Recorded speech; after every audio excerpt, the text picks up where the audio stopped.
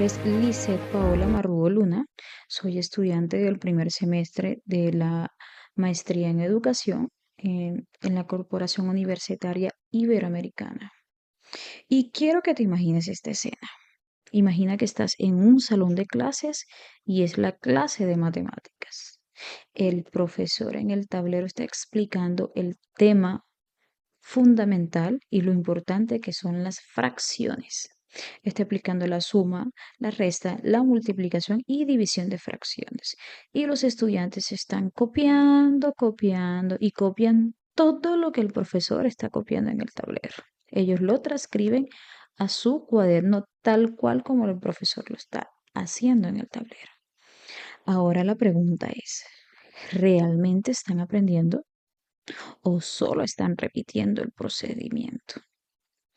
Hoy queremos hablar de un tema que a muchos nos ha marcado como estudiantes, ya sea en el colegio o en la universidad, las famosas matemáticas. Y es que siendo sinceros, ¿quién no ha dicho alguna vez, las matemáticas son difíciles? O yo no sirvo para eso. O peor aún, como decimos los costeños, a mí las matemáticas y los números no me entran ni inyectados directamente en la vena. Bueno, justamente de eso se trata este podcast, de reflexionar un poco sobre cómo se han enseñado las matemáticas y cómo eso influye en la forma en que las vemos hoy en día.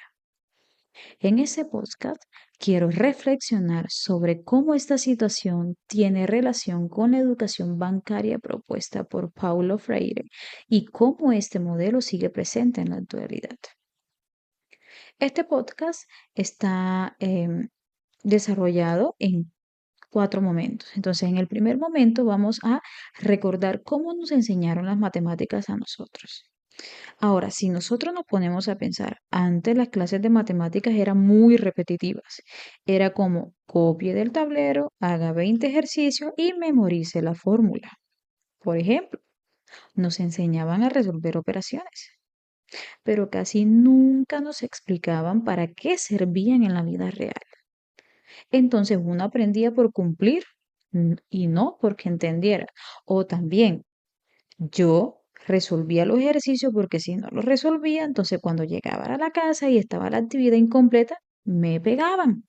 Esa era uno de las situaciones por las cuales nosotros anteriormente cuando nos enseñaban las matemáticas teníamos que hacer todo lo que el profesor decía que nosotros hiciéramos. Ahora tenemos un segundo momento, cambios en la enseñanza. Sabemos que el tiempo va avanzando y a medida que va avanzando el tiempo las cosas van a ir cambiando, ¿cierto? Ahora se busca que el estudiante no solo resuelva hoy en día, sino que piense antes de resolver. Por ejemplo, ya no es solo hacer suma o división, sino resolver una situación problema contextualizada.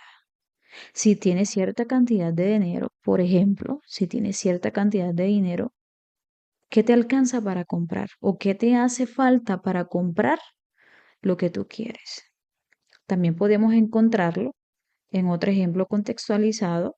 Si recorres tantos kilómetros, ¿cuánta gasolina te vas a gastar? Esto hace que las matemáticas tengan más sentido y no se vean como algo aislado. Tenemos un tercer momento, las matemáticas hoy en día. La idea es que las matemáticas ayuden a desarrollar habilidades como el pensamiento lógico, el análisis y la resolución de problemas. E incluso se utilizan juegos, actividades dinámicas, trabajos en grupo, cosas que antes no eran tan comunes en las escuelas.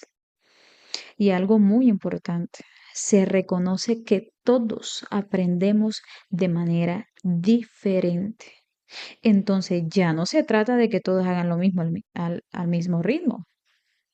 Ahora se trata en que el docente sea innovador y que con una sola explicación que le dé a los estudiantes en el salón de clases no basta porque hay muchas formas de enseñar, hay muchos diferentes, hay muchos estilos de aprendizaje. Entonces, con la mera explicación del docente no basta. El docente tiene que innovar, tiene que buscar nuevas formas para poder explicar el mismo tema, pero de diferentes maneras, porque todos no aprenden al mismo ritmo. Tenemos un cuarto momento, una reflexión como futuros docentes. Y aquí es donde entra la parte clave de este podcast. Si nosotros vamos a ser docentes de matemáticas, ¿será que vamos a repetir lo mismo o vamos a hacer algo diferente? Porque muchas veces el miedo a las matemáticas, ojo, muchas veces el miedo a las matemáticas viene precisamente de cómo nos las enseñaron a nosotros en el pasado. Entonces, el reto ahora es lograr que nuestros estudiantes no le tengan miedo, sino que las vean como algo útil, cercano y hasta interesante. Todos estos momentos en los cuales yo he hablado en este podcast van relacionados con lo que plantea Paulo Freire. Él dice que la educación no debe ser solo memorizar, sino comprender y reflexionar sobre la realidad. También va muy de la mano con el enfoque constructivista, donde el estudiante aprende haciendo, participando y construyendo su propio conocimiento. En conclusión, las matemáticas no deberían ser vistas como una materia difícil o como algo imposible de hacer o peor aún, como algo aburrida, sino como una herramienta para entender el mundo. Y como futuros docentes tenemos una gran responsabilidad, cambiar esa idea que muchos estudiantes tienen, hacer las clases más dinámicas, más cercanas y sobre todo hacerlas con sentido. Todo debe tener un propósito. Toda planeación de clase debe tener un objetivo. Siempre debe tener un horizonte hacia dónde yo quiero ir con este tema. ¿Por qué yo quiero que mis estudiantes aprendan de este tema?